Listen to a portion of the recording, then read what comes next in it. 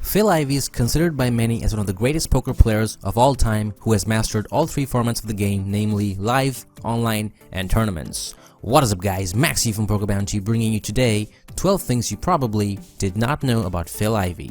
Number 1. Phil Ivey's love for poker started early. He had his grandfather to thank for introducing him to the game at the young age of 8. Ivey and his grandfather would spend countless hours playing 5-card stud together, sometimes putting a few pennies up for stakes. What most people don't know is that his grandfather cheated so that Ivey would lose and avoid the addiction to the game, but that did not have good results. Phil Ivey remembers his grandmother telling his grandfather to stop cheating and remembers him saying that he wanted to teach Ivey a lesson. Up until high school, this was the only variant of poker Ivey knew. However, after graduating from high school, he began to expand his skill set. He soon joined a telemarketing firm based in New Jersey. There, he would often play poker with his other colleagues. His game strategy improved dramatically after this. Number 2. As Ivey grew older, his love for poker never subsided. He longed to play poker at the casinos of Atlantic City, but he would not legally be able to until he turned 21. When he first started playing poker in Atlantic City casinos, mostly the Trump Taj Mahal, his name wasn't even Phil Ivey. It was Jerome Graham, compliments of the fake ID he purchased from a co-worker at a telemarketing company he worked for off and on. Ivey used this ID to play poker as a teenager, and when he went broke, he'd show up for his telemarketing gig and rebuild his bankroll. Number 3.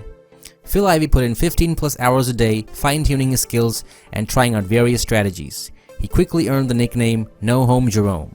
There are several conflicting stories regarding the meaning of the No Home Jerome moniker Ivey was tagged with by the other Atlantic City poker players, and while many believe it's a testament to the amount of time he spent playing poker in Atlantic City casinos, the true meaning behind the nickname is probably far less romantic. According to credible sources, the nickname came about thanks to Ivey missing the last bus home several times and having to sleep on the Atlantic City beach. Other origin stories list the nickname's creation coming from Phil Ivey's propensity to go broke when he first started playing poker and being homeless. This version also has him sleeping on the beaches. The true origin of No Home Jerome is likely an amalgamation of all these stories.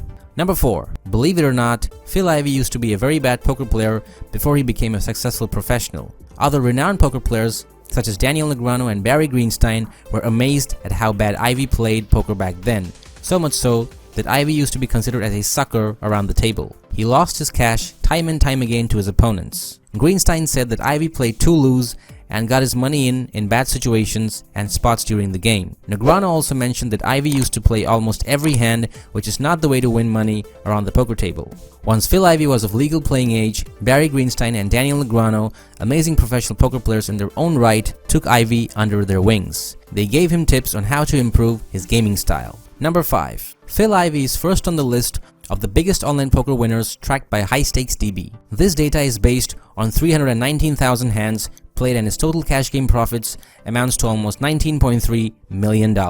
Technically, Patrick Antonius holds the record for the biggest online cash game winner, but that is the total of all his online accounts till date. Phil Ivey holds the record as the biggest poker winner under a single account. Phil Ivey was also the original member of Team Full Tilt and was reportedly receiving over $900,000 per month from the site during its peak. The crash of Full Tilt Poker after Black Friday obviously dented Phil Ivey financially, though he doesn't seem to have slowed down his gambling at all. Number 6. Phil Ivey had a memorable battle with billionaire Andy Beal in the late 2000s. Ivey, along with a group of professional poker players that called themselves the Corporation, battled Andy Beal in an ultra high-stakes cash game of Limit Hold'em that stretched out over several years. Andy Beal was a math genius and developed a perfect method of playing Limit Hold'em that would involve giving off no tells at all. He had every move planned and played the game according to a strict plan that he devised for himself. As mentioned, this battle took place every time that Beal found himself in Las Vegas. Phil Ivey finished the battle in early 2006. On February 5, 2006, Beal dropped $3.3 million to the Corporation.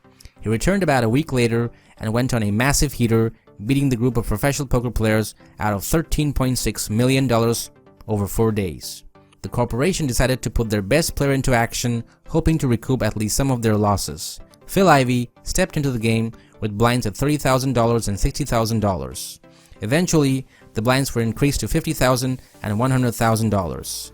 When all was said and done, Ivey had single-handedly erased the $10 million deficit and actually gained an extra $6.6 million for the corporation. All told, Andy Beal dropped almost $16.6 million to Ivey over a 3-day period.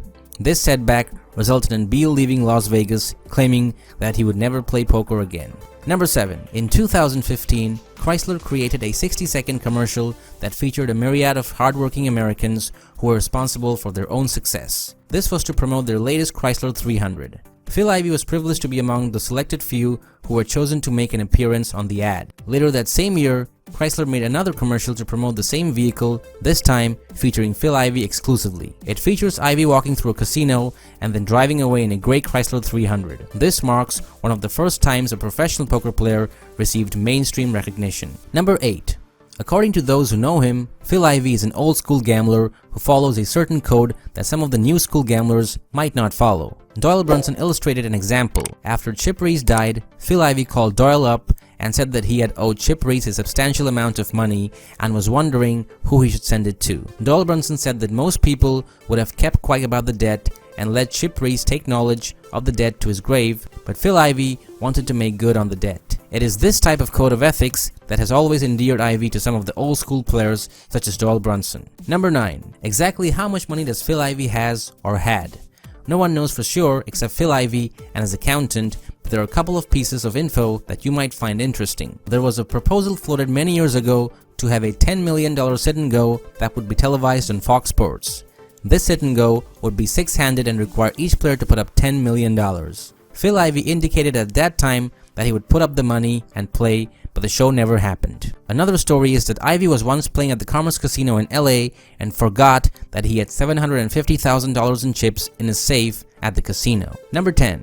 Nearly 9 years after its inception, the Ivey Room at the Aria Resort and Casino is no more. After the Borgata scandal, given that the Borgata is owned by the MGA, which also owns the Aria, the name on Ivey's room at the Aria was changed to Table 1. Number 11. When Phil Ivey was still in high school, he started dating a girl named Lucita. Right from the start, they were inseparable. Anytime Ivey wasn't playing poker, he was spending time with her. Young and in love, Ivey and Lucita decided to tie the knot. A few years after their marriage, they both decided they wanted different things in life. Phil Ivey is a living proof that marrying your high school sweetheart rarely works out. The divorce was rough. Lucita and her lawyer worked hard to make sure she could get as much money out of the lawsuit as possible. She ended up receiving $180,000 a month in alimony and approximately $2.2 million worth of jewelry and designer purses. Since the divorce, Phil Ivey has been hesitant to pursue another relationship. He has had a few flings over the years, but nothing serious. Number 12. Once Nolan Dalla and his friends were playing at the golf course and Phil Ivey was late. And they usually have their own caddy, and Phil Ivey brings his own private caddy. So Phil Ivey's caddy that day was a kid, and he was about 12 years old, and the kid looked like he was from a well-to-do family, and the kid looked pristine. So as they were playing golf, Nolan casually asked the kid what he does, expecting an answer like, "I go to elementary school," or something like that. The kid says that he lives near the 6th hole, and his parents have a huge mansion overlooking the green. And then Nolan asks the kid what a dad does, and the kid says his dad is a senator, and Nolan thought, okay cool, the kid's father was a state senator. And then the kid corrects him and says, "No, my dad is John Ensign, and he's the United States Senator," and Nolan Dalla was shocked after hearing, thinking that the kid of the US Senator was caddying for Phil Ivey. So then Nolan goes to Phil Ivey and jokingly says, "Wow Phil, now that's success, having a US Senator's son caddy for you." To which Phil Ivey replied, "No Nolan, that's not success. Having the US Senator caddy for you, now that would be success." So those were the 12 things you probably didn't know about Phil Ivey. If you like this video, leave a like, subscribe to our channel, and we'll see you guys next time. Goodbye.